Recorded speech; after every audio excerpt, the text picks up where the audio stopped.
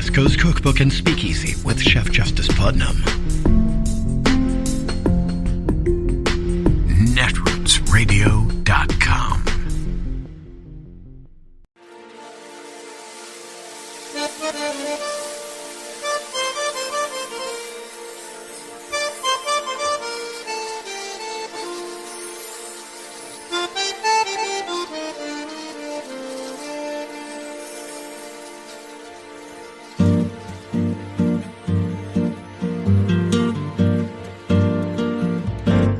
Je voudrais du soleil vert, des dentelles et des théières, des photos de bord de mer, dans mon jardin d'hiver.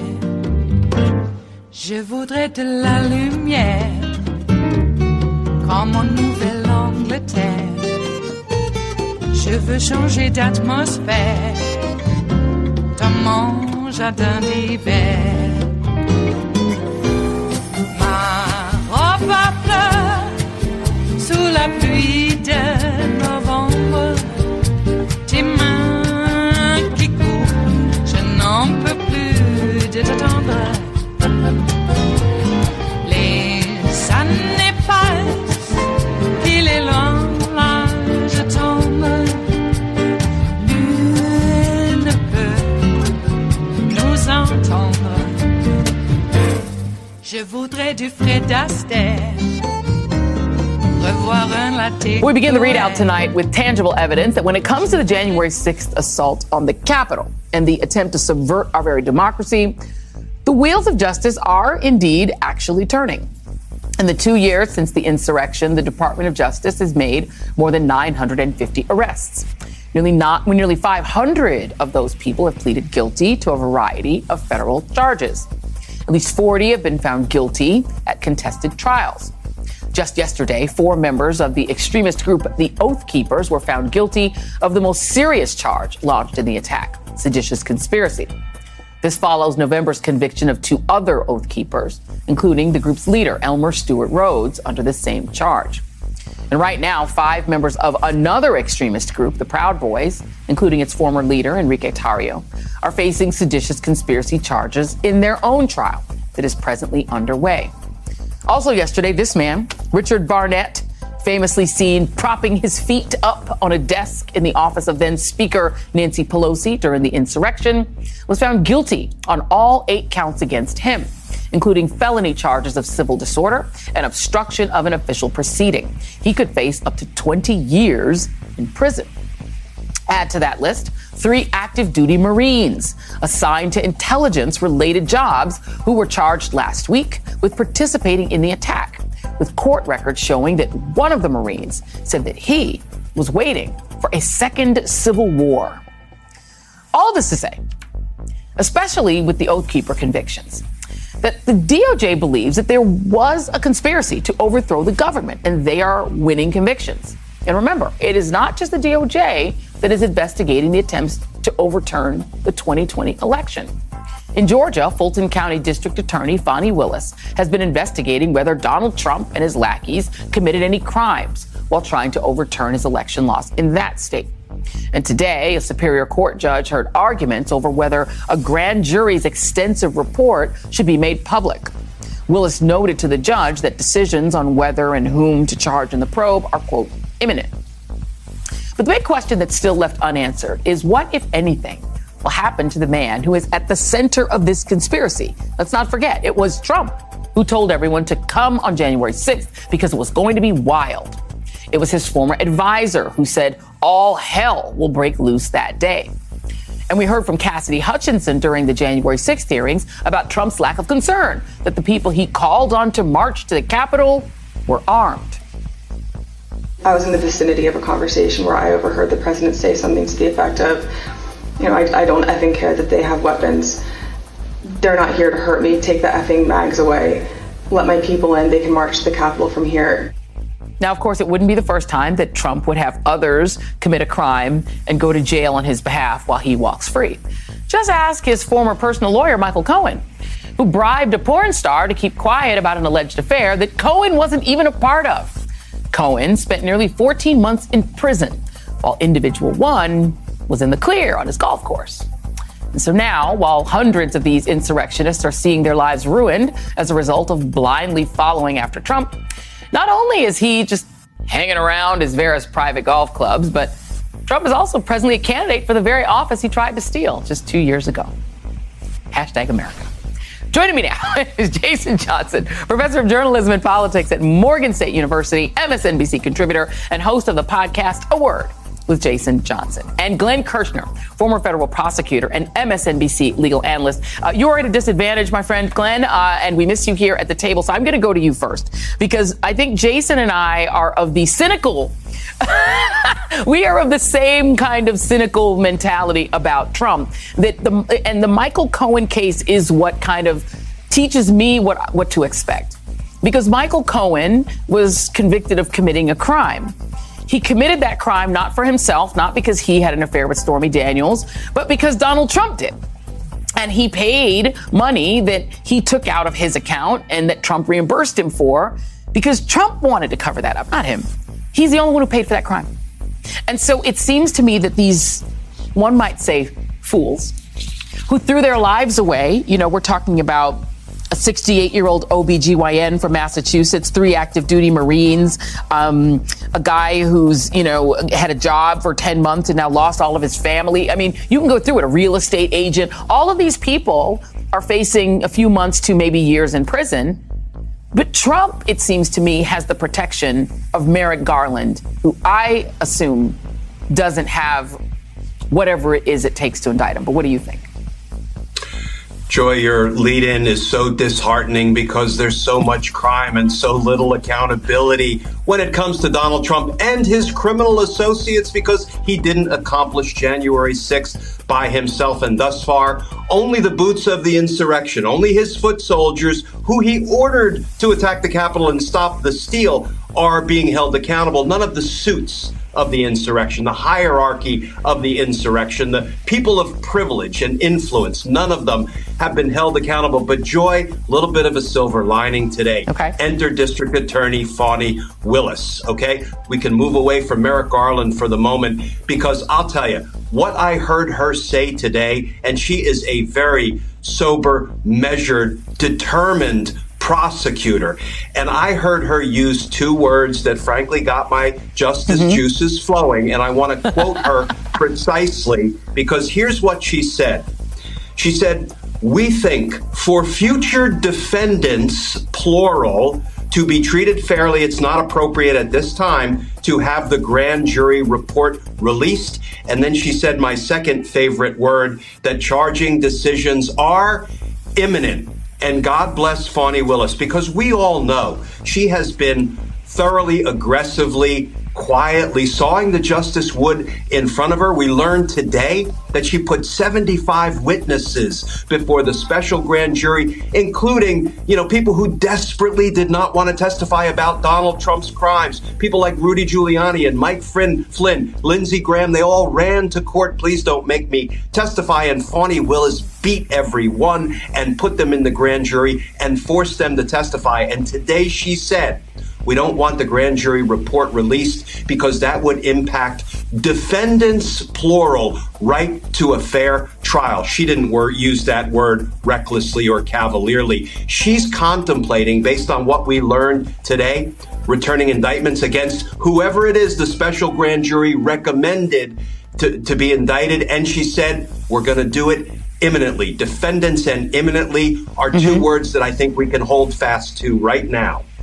And that's, I think, a lot, listen, Glenn Kirshner's always wanted to talk me down and make me feel better about life. But I mean, so it is sort of ironic that it may come down to the black prosecutor in Georgia. Isn't it always? Doesn't it always end up falling on the shoulders? A black woman's work is never done. Exactly. Jason. It's never done. It's never done. I mean, but the thing is, because she also does have a very clean case. I mean, Donald Trump is the one who said, listen, I'm going to need 11,786 votes. I'm going to need it. He was on the phone. He said it on the phone. Yes. And so it seems very straightforward, right? So talk about Fani Willis a little bit and what might be the impediments to her doing what it seems Merrick Garland might be afraid of. Well, here's the thing. First off, she's got to still make the case, right? She can talk about imminent trials, whatever it is. You'd still have to win, right? And then what are the consequences going to be? right? Because there are variations to how you can be held accountable for attempting to tamper with an election. You could get fined. You could have short jail time. You could be suspended from running from office again. I don't care about small things. I want to see people go to jail. I am tired of corner boys being arrested while Stringer and Avon are still hanging out, because that's essentially what's going on right now. Whether or not it's Donald Trump or Marjorie Taylor Greene or Jim Jordan, there are members of Congress who are part of this as well who haven't been held accountable. Yeah. So I believe in Fannie. I believe in what she's doing. But until I see, Orange is the new Trump, until I see somebody in a jumpsuit, I am not convinced that any of this is accomplishing anything. And I'm sorry, but this is more than justice delayed. It was bad enough that Merrick Garland dragged all this time out until the Republicans basically took Congress. Now we're in a situation where we're depending on local state prosecutors to take down a former president? Yeah. It's never going to happen. And the thing about it is, Glenn, I am not saying that Merrick Garland isn't thinking it through or that Fonnie Willis hasn't thought through. I think they are. And here's the challenge. It's obvious that Donald Trump is the sole beneficiary of the attempted insurrection. I don't think anybody argues with that. But everyone acting here knows that he still commands what amounts to militias, armed militias, who are very clear about the fact that they are willing to be incredibly violent to protect him, and that they'll protect him at all costs, including going to prison for him. So I think, do you think that the Justice Department or that Fonnie Willis has to look at it in that lens? We're not just facing a politician. You're facing really an insurrection movement that, to Jason's point, is now in charge of the House of Representatives. I don't think any prosecutor worth his or her salt looks at the collateral consequences of bringing a righteous prosecution and makes their prosecutorial decision based on those extraneous factors, based on how others might react if you bring a case that is supported by the evidence. And, what I have such a huge concern about right now, even if Donald Trump does end up being indicted for the insurrection, and I still believe he will, and I still believe he must, if we are to save our democracy. We've all heard the phrase justice delayed is justice denied. Justice has been delayed. I hope it's not entirely denied. But during the 2-year period, Joy, what message has the Department of Justice sent to the next wannabe dictator who might try to overthrow our government? You know what? When you do it, we're going to give you a full 2 years to figure out what your next move is. Boy, that is the opposite of promptly deterring criminal conduct. It is Tuesday, the 25th of January of 2022. And you are in West Coast Cookbook and Speakeasy. I am your chef de cuisine, Justice Putnam. Gunner the English Bulldog is our snoozing sous chef. And our daily special is Smothered Benedict Wednesdays. Will no one rid us of these meddlesome priests? Will no one? How are you today? Looks like we still don't have a separation of church and state. I just wish we did. We used to, but I guess they considered it to be quaint, and now we can't have it anymore. Separation of church and state is woke, which apparently is illegal in Florida. That's right, I'm not going there. Used to be that it was merely that they had the electric chair that kept me away from there, and now, jeez, read a book that's not on the list and you might have SWAT come taking you away.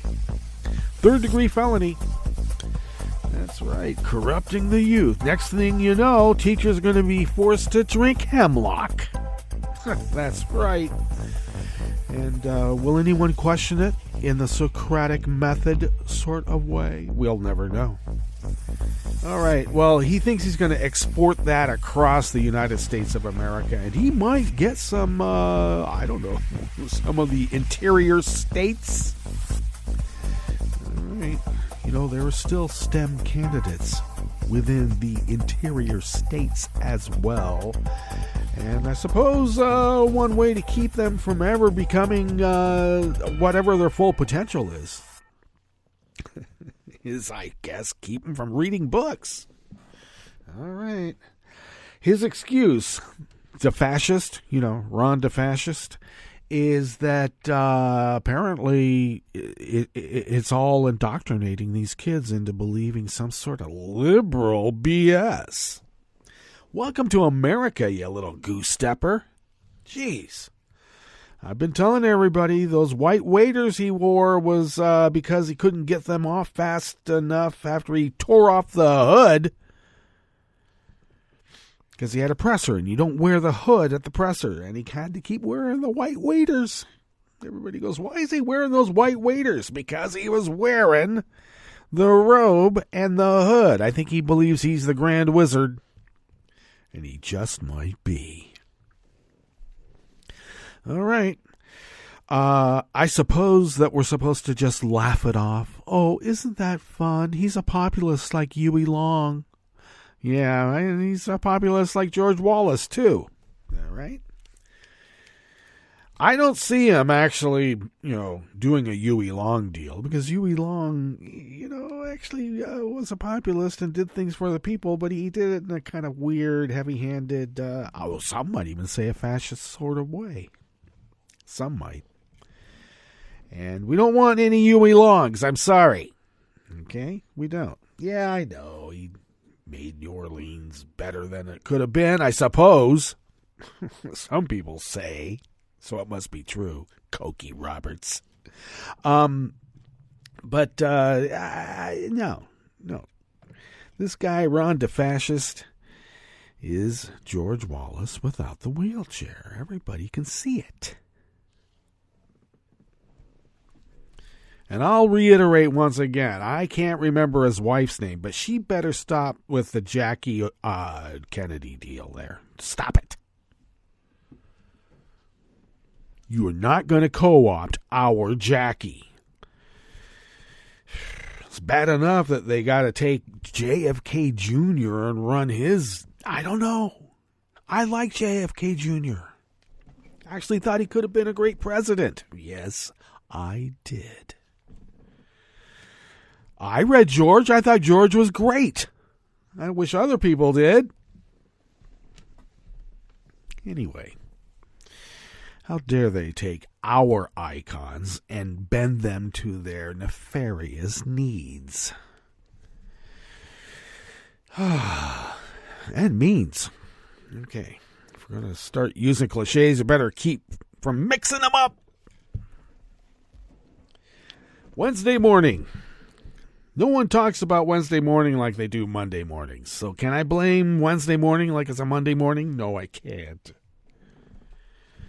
It's the middle of the week.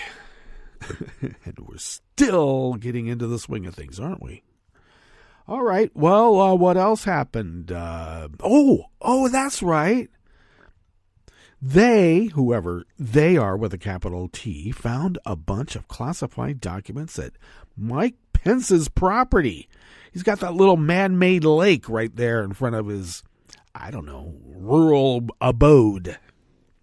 Pastoral, I should say, not rural, pastoral. Anyway, apparently they found a dozen documents in one fell swoop, whereas with Joe, it's been a couple of documents here. I don't even think he's gotten up to a dozen yet. But apparently Joe having his classified documents as vice president is so much worse than Mike Pence's. And yet, Mike Pence did not announce right off the top that those documents have been found. He let it stew, shall we say, for a few weeks more. While Joe was being run through the ringer, Mother probably said, "Now, Mike, don't go out there yapping off your mouth. You sit there and be a good boy because Mother says so." Now, look, whatever Mike and Mother have between each other is, that's up to them, Everybody's kink is their own kink. I don't really care to know too much about it. We already do. I'm making characters of it right now. Mother, may I? Not yet, Mike. So they let it stew for a few weeks while Joe was being run through the ringer. Well, And the long short of it is that apparently the media says, oh, well, I guess that lets Trump off. Does it? All right. And lo and behold, I'll go just mention this one more time. The head of the counter intel unit at the FBI office, you know, the Hillary-hating FBI office in New York. That one. In fact, the same guy that told Comey, oh, yeah, you got to go out there and talk about what we found in her emails. That guy working with the Russians the whole time. But no, instead we get to hear about Joe's documents that they've been finding at his house and Mike Pence's, and we're not hearing about the fact that the Russians had their tentacles in on the head counter intel guy at the FBI. They keep saying that there was no intel. Just money, just greed. It was just only about greed. Really? Remember when everybody was shocked when Trump won? And then we got the story of like they were able to manipulate a few thousand votes in over 3 states to secure an electoral win. And we all talked about how surgical that seemed. And how could the Russians do it unless they were privy somehow to how to do it? And now we find out. The head of the counter intel unit, New York office of the FBI, working with the Russians. The same sanctioned oligarch that pumped in a bunch of money into Kentucky. Let's not forget about that aluminum plant in Kentucky. McConnell and Rand Paul, oh my God. They became so pro-Putin, and they still are. I think Mitch might have backed off a little bit. Rand is still in the throes of it. Okay. Then Swalwell and Schiff got kicked off their committees because you can't have sane people in government when the crazies are taking over. My God, has no one ever watched One Flew Over the Cuckoo's Nest? They're not all benign, fun fellows. Okay? We're talking about murderous sociopaths, psychopaths, baby killers, mother rapers. I'm serious. I'm not kidding. This is not an Arlo Guthrie routine. I'm talking about the Republican Party right now. Mother killers and baby rapers. They got a big tent. They'll take any kind of crook that is out there. A totally unrepresented group, apparently. They have an outsized representation now in my book. So you can't have Swalwell and Schiff on. Can't have competence. Nope, you got to get the conspiracy theorists, the kinds that don't believe that, there was no plane that flew into the Pentagon. Really? All right. JFK Jr. is really alive, and he is the true president right now, just holding office until Donnie comes back. What crazy BS. The insurgents that took part in a violent overthrow of the United States of America now have committee assignments. Well, you know what they say, only in America. And it's true. All right. I guess we burned up enough time here, and I could rant the whole hour. And maybe I should, but I'm not going to.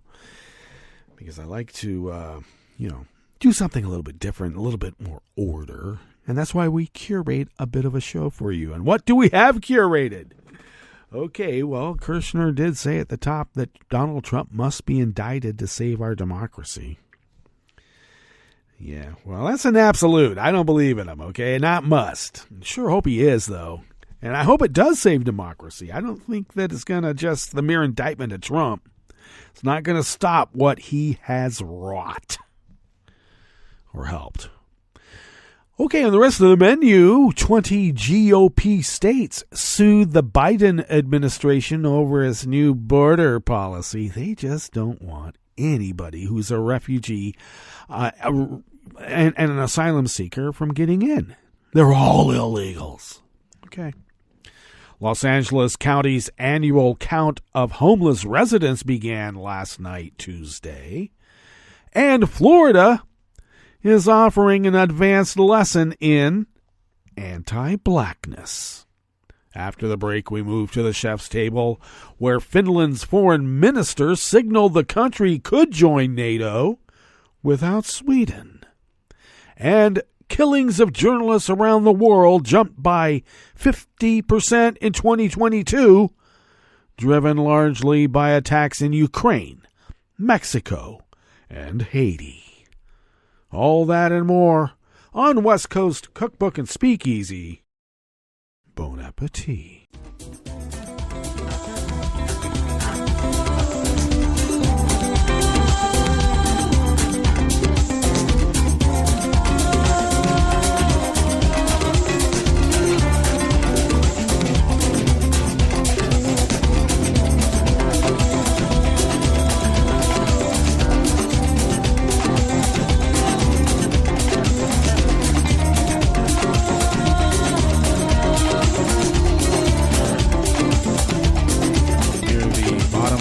Page at netrootsradio.com. To the right of the page is the chat room link, and the chat room is monitored by Kelly Lincoln, busy as she is these days. Thank you, Kelly.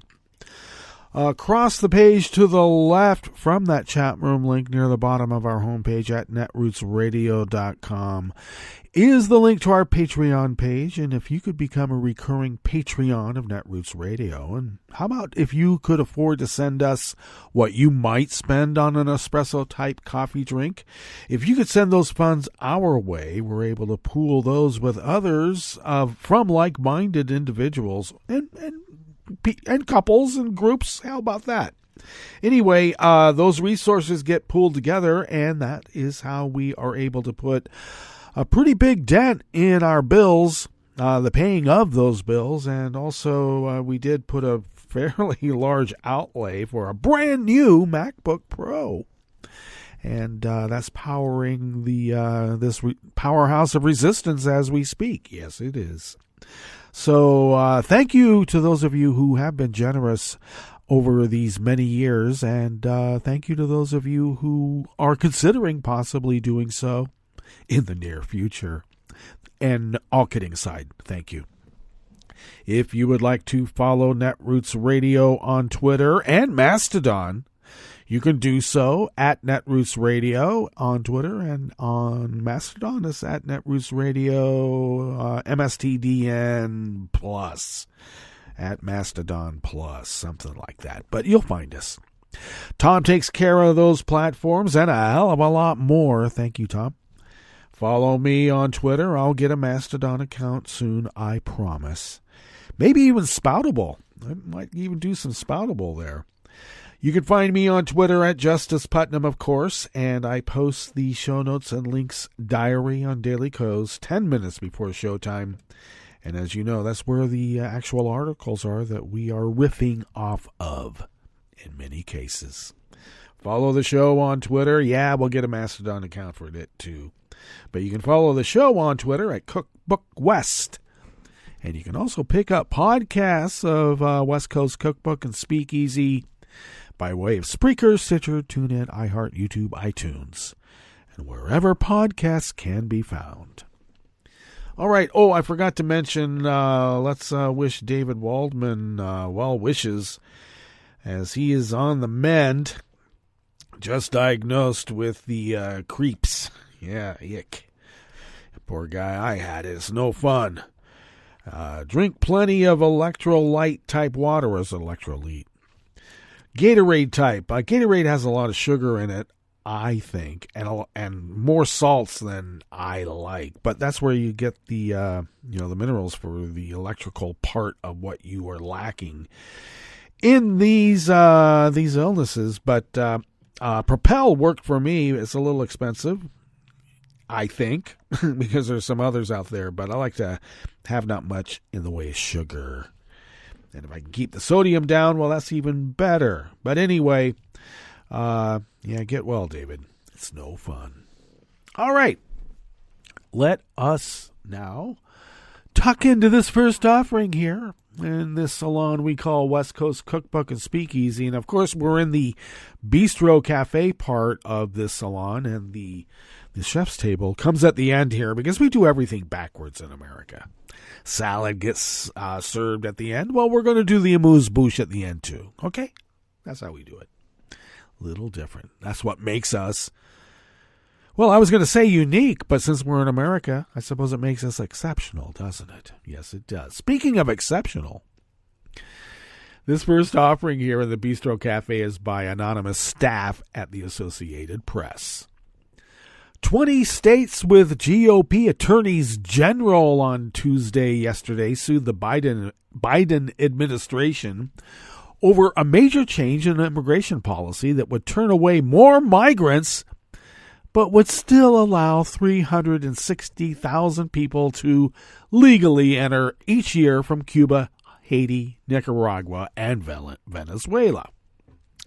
The lawsuit, which was filed in federal court in Texas, accuses the Biden administration of arbitrarily creating recent changes and overstepping its authority.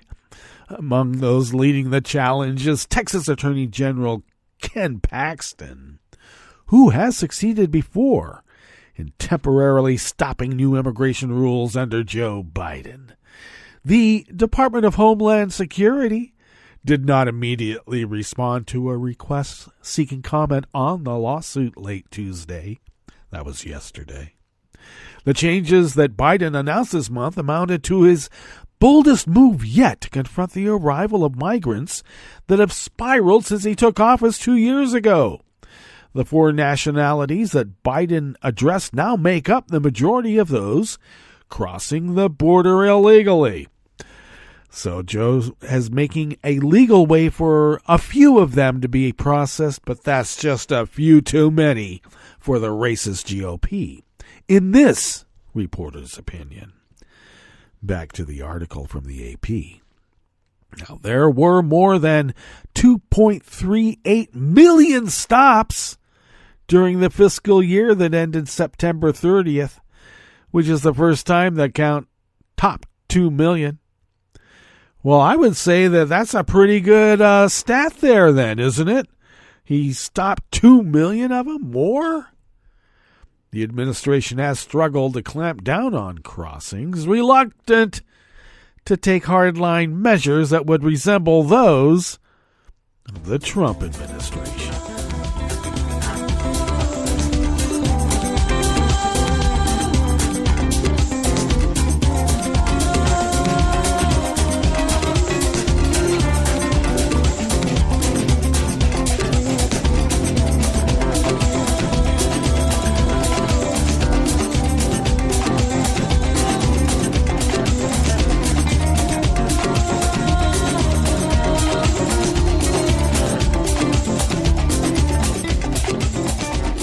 Christopher Weber of the Associated Press brings us this next offering here in the Bistro Cafe of West Coast Cookbook and Speakeasy, Smothered Benedict Wednesdays.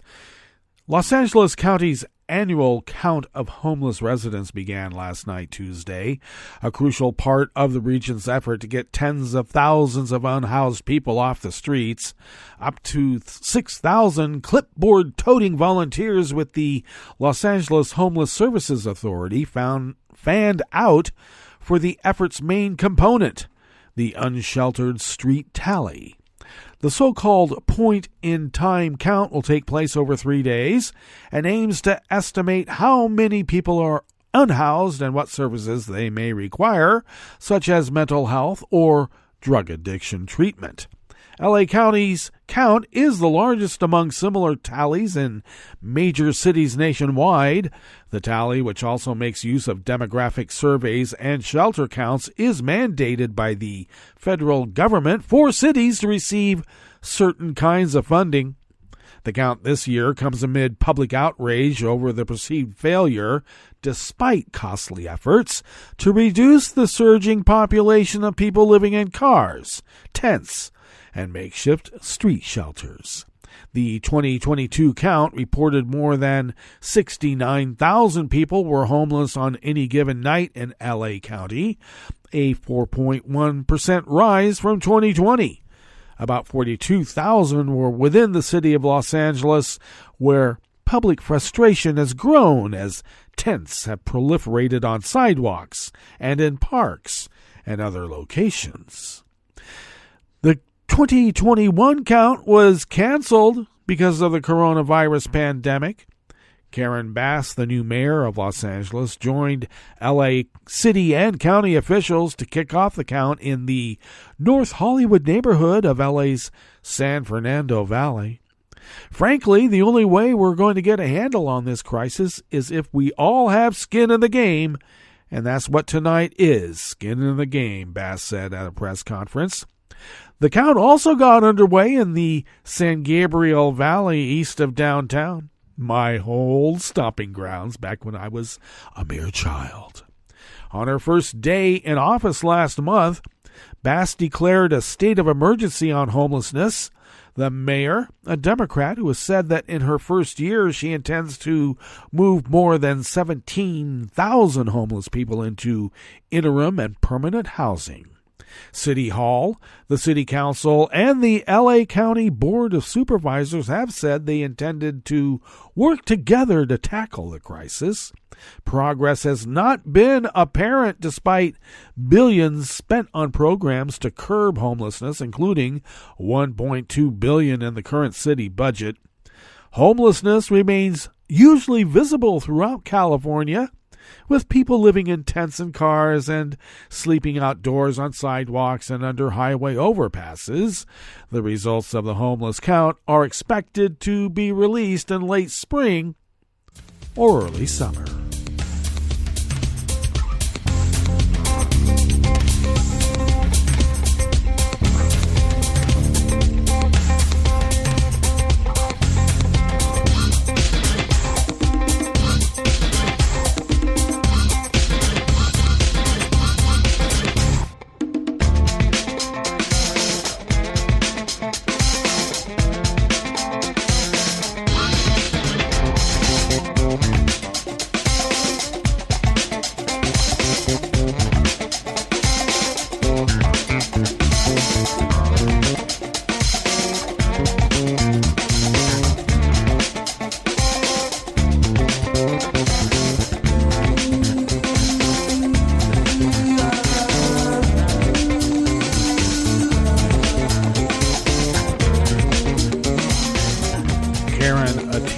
On the opinion page of the Washington Post brings us this final offering here in the Bistro Cafe of West Coast Cookbook and Speakeasy.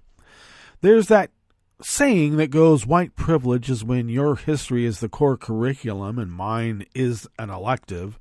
Well, to Florida and Governor Ron DeSantis, black history isn't even worthy of that bare minimum.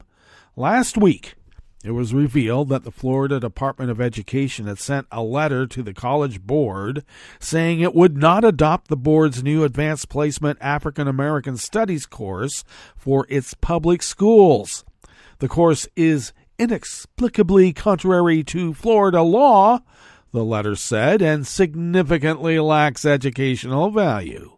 Meanwhile, AP courses in European history, American history, world history, U.S. government and politics, and other subjects in various languages remain untouched. Well, quelle surprise for the uninitiated. The College Board has for decades offered AP courses and exams in a variety of subjects for high schoolers.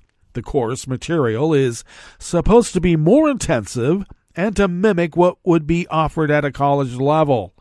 to high school students who do well enough on their AP exams.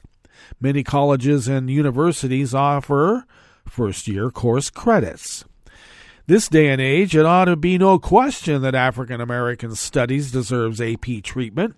It's crucial for all students to have access to this history and this knowledge, and for scholars in the field to have an opportunity to reach younger generations.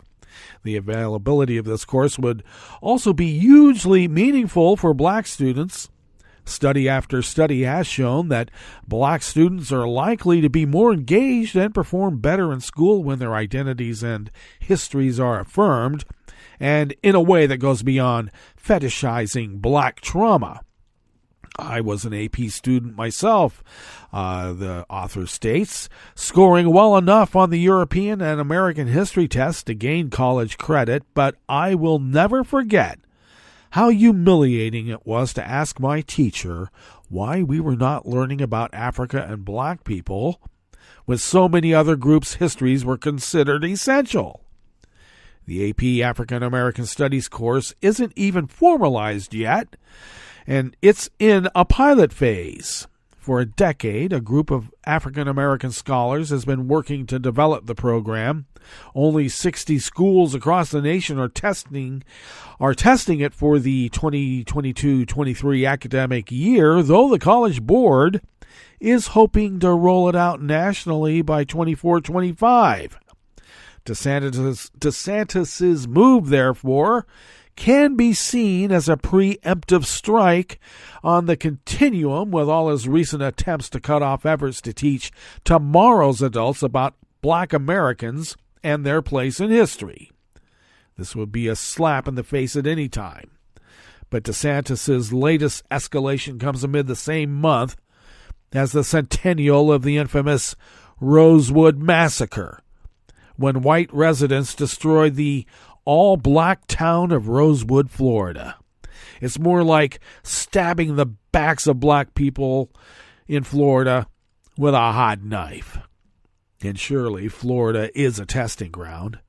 Most likely it's only a matter of time before conservative groups in other states use their institutional power to attack AP African American Studies as well. The history of African American experience in the United States cannot ever be eliminated. But the bastions of white power in this country are doing their damnedest to eradicate it. In 2020, the whole world watched a white police officer eradicate George Floyd on camera.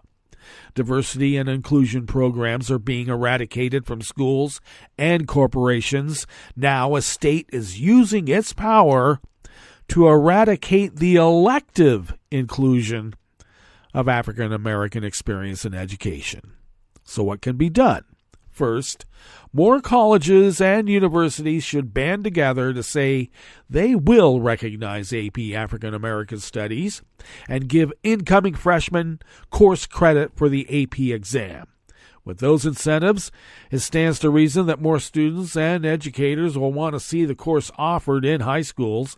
Second, colleges should continue expanding their offerings of black history and black studies, including majors, minors, and graduate degrees. There are also legal challenges in the works.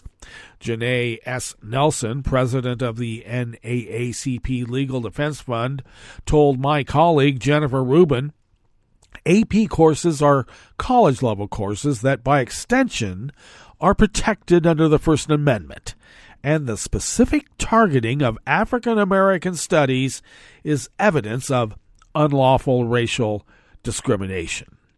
But allow me to zoom out, the author says. I'd be remiss not to note that this would be a learning moment for all of us, for white people especially, about the failure to rein in post-Black Lives Matter normalization of anti-blackness. As soon as the panic about wokeness in schools and the supposed teaching of critical race theory hit the mainstream, many black journalists could smell what was coming. The laws against critical race theory and legislation such as Florida's Stop Woke Act, another DeSantis special that has faced legal challenges, were always about anti-blackness. I've tried making this point over and over in my writing and in chats with well-meaning people who wanted to understand what the right was fussing about. I would hear people insist that if we just explained what critical race theory was, we could win by making fools of the conservatives who were banning non-existent critical race theory courses. Those folks were wrong. And I might interject, they're upset about M&Ms. Instead, by singling out AP African American Studies, Florida is showing us what the end game was always about: making institutional anti-blackness lawful again. Indeed. All right, let us now get to our break, and when we get back from that break, we will go through weather from around the world, and we will finish up the stories that we've curated for you today. You are listening to West Coast Cookbook and Speakeasy, and we will be right back. You are listening to netrootsradio.com. Please hang up and try again.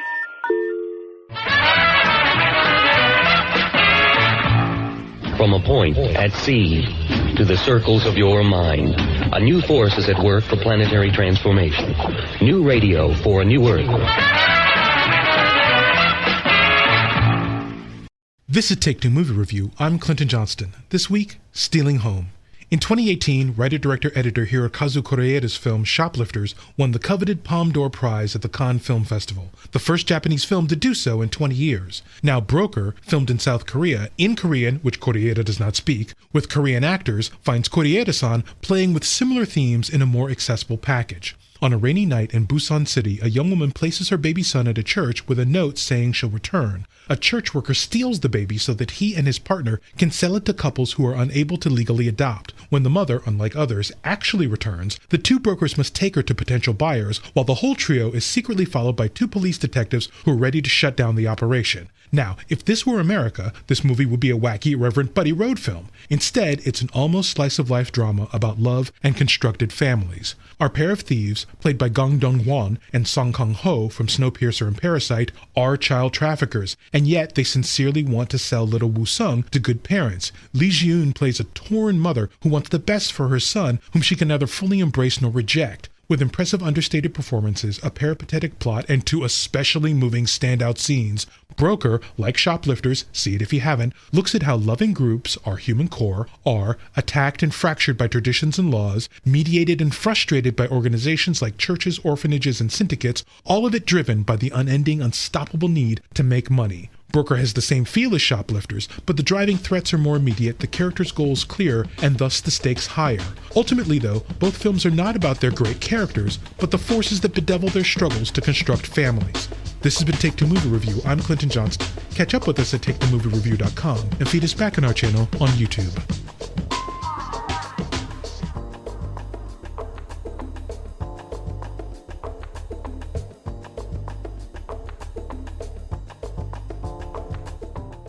Hi, I'm Tom Hartman, and since you're listening to netrootsradio.com, show your progressive side and go to the donate button on the bottom of the homepage. It's progressives like you who power Netroots Radio and keep the progressive message beaming everywhere 24 hours a day.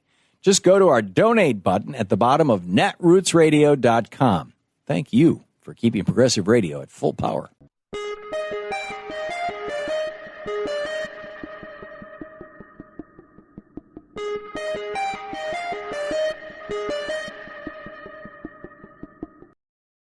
Are the exceptions set forth in state abortion bans actually exceptions? I'm Bill Newman, and this is the Civil Liberties Minute. The Supreme Court in Dobbs robbed women of the right to make their own reproductive choices, and instead empowered disproportionately male-dominated legislatures to make those decisions for women. Although many state laws that ban abortions have no exceptions for rape, or for incest, or for fatal birth defects, about half the states that generally ban abortion do have an exception or two in their laws. But the exceptions are so narrow and have so many preconditions, or put a medical professional in so much legal jeopardy that the theoretically available abortion is in reality not available at all. Take the rape or incest exception. It's generally available only if the woman or girl reports the sexual assault to law enforcement. But 2/3 of victims don't do that. or the exception for the life of the mother, or a fatal fetal abnormality, where the doctor has to be certain about the impending death and faces prison himself if he can't prove it. In sum, since Dobbs, state abortion ban laws that have exceptions have been functioning as if they did not have exceptions. And even if the exceptions functioned as advertised, which they don't change the fact that abortion bans are cruel and misogynist and should be unconstitutional, which for the past half-century, they were. The Civil Liberties Minute is made possible by the ACLU because freedom can't protect itself. I'm Rick Smith, and this is Labor History in 2.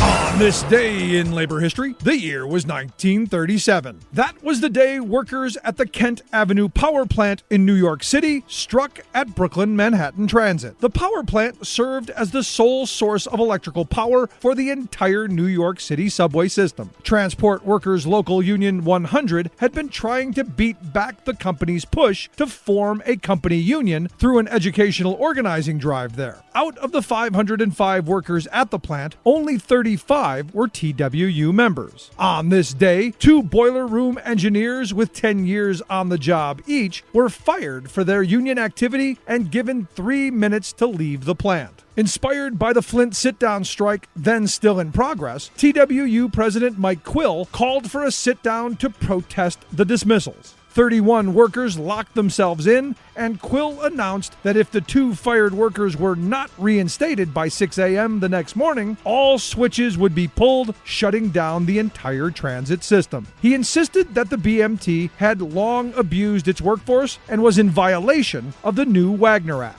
Newspaper headlines screamed of a workers' insurrection at the power plant, and the BMT quickly called in company goons to threaten the hundreds of picketers surrounding the plant. Workers stood their ground and prevented strike-breaking forces from breaking through the barricaded entrances.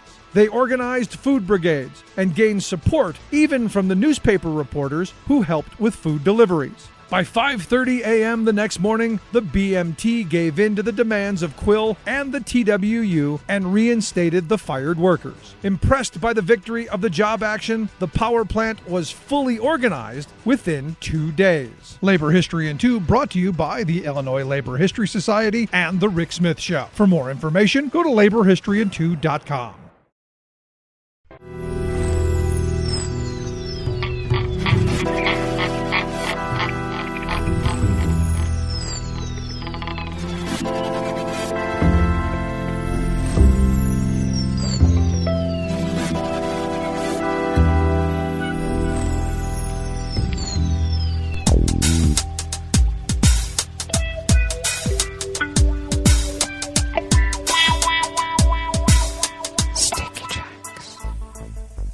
Thank you for accompanying us here to the chef's table at West Coast Cookbook and Speakeasy, Smothered Benedict Wednesdays.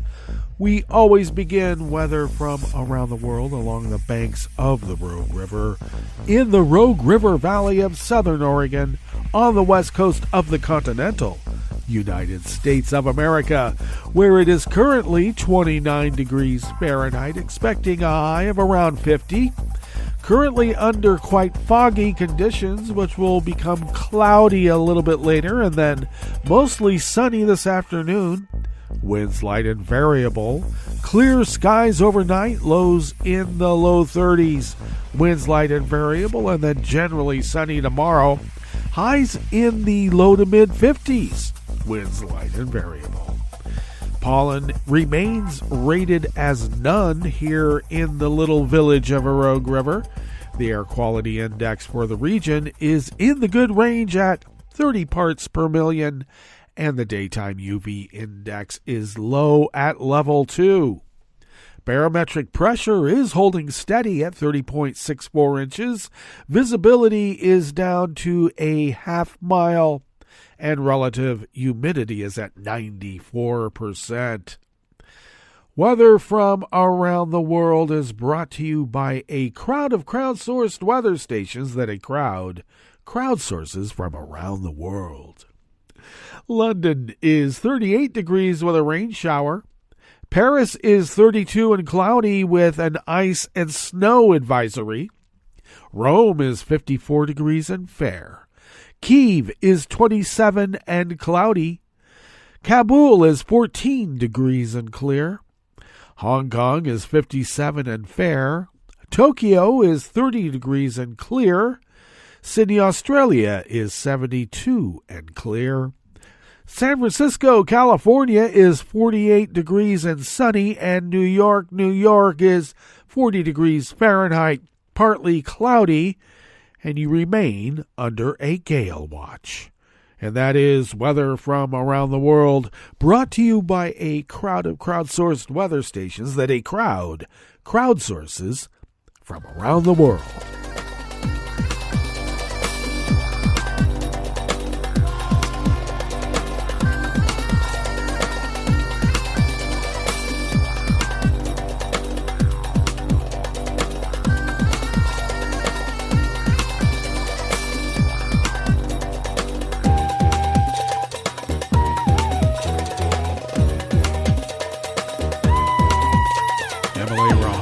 Of the Washington Post brings us this first amuse-bouche here at the chef's table at West Coast Cookbook and Speakeasy. Finland still hopes to join NATO alongside its neighbor Sweden, but could be forced to reconsider if Stockholm's application is stalled, the Finnish foreign minister said yesterday, Tuesday. We have to be ready to reevaluate the situation. Has something happened that would, in the long run, prevent Sweden's application from progressing? The minister, Pekka Haavisto, told Finnish broadcaster YLE. A day earlier, Turkish President Erdogan suggested that recent protests in Stockholm by an anti-Islam activist and another by pro-Kurdish groups could jeopardize Sweden's bid, and NATO diplomats are becoming less confident that the two countries will be welcomed swiftly. Finland and Sweden asked the 30-member military alliance in the aftermath of Russia's full-scale invasion of Ukraine, formally submitting their applications together last spring and generally moving in tandem. Their membership would double NATO's land border with Russia and reshape European security, but their bid has been held up primarily by objections from Turkey, which blocked initial accession talks.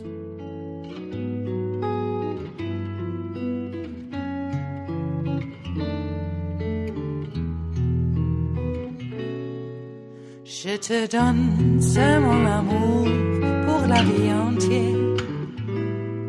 La promesse de me trouver à tes genoux. Aussitôt que tu m'appelles, rester toujours fidèle. C'est tout, c'est tout. Je te donne tous mes printemps, mes étés de mer, mes automnes quand les feuilles tombent partout.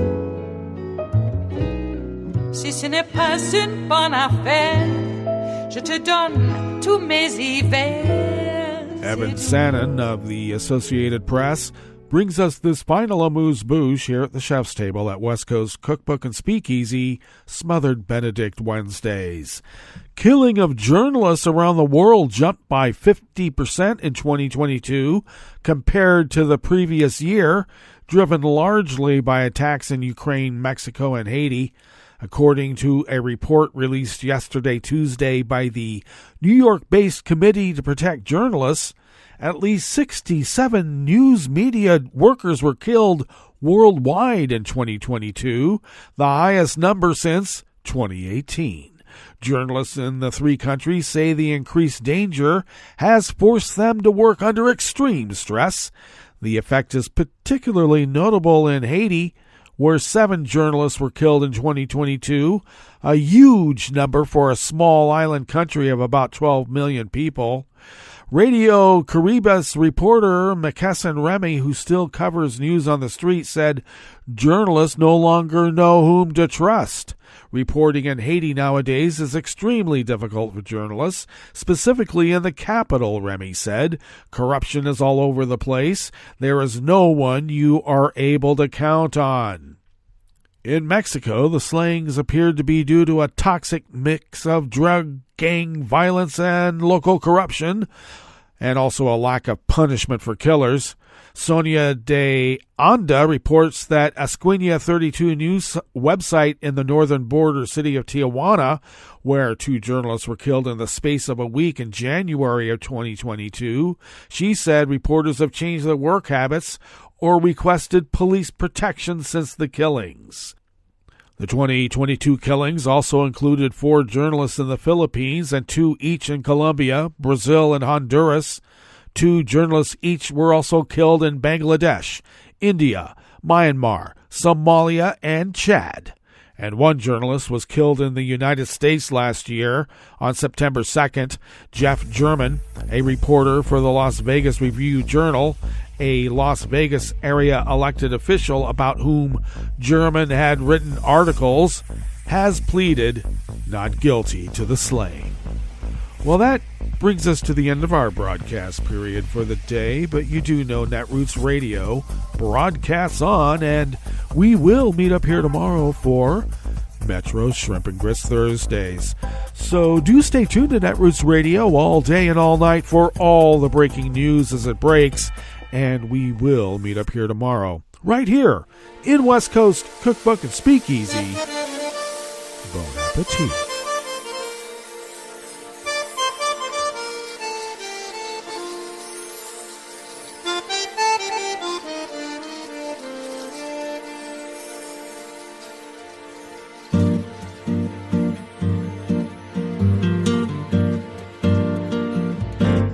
Je voudrais du soleil vert, des dentelles et des théères, des photos de bord de mer, dans mon jardin d'hiver. Je voudrais de la lumière, comme en Nouvelle-Angleterre. Je veux changer d'atmosphère, dans mon jardin d'hiver. À fleurs sous la pluie de novembre, tes mains qui courent, je n'en peux plus de t'attendre. Les années passent, qu'il est loin, là je tombe. Nul ne peut nous entendre.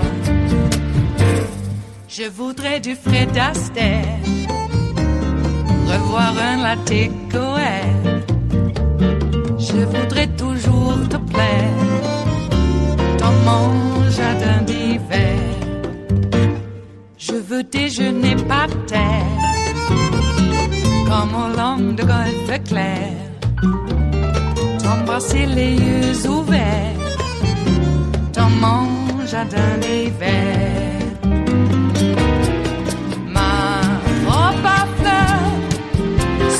Pluie de novembre, tes mains qui courent, je n'en peux plus de t'attendre. Les années passent, il est loin, là je tombe. Nul ne peut nous entendre. Ba-da-da-dum-di-da-dum. Ba-da-da-dum-di-da-dum. Ba-da-da-dum-di-da-dum. Dans mon jardin d'hiver. Ba-da-da-dum-di-da-dum.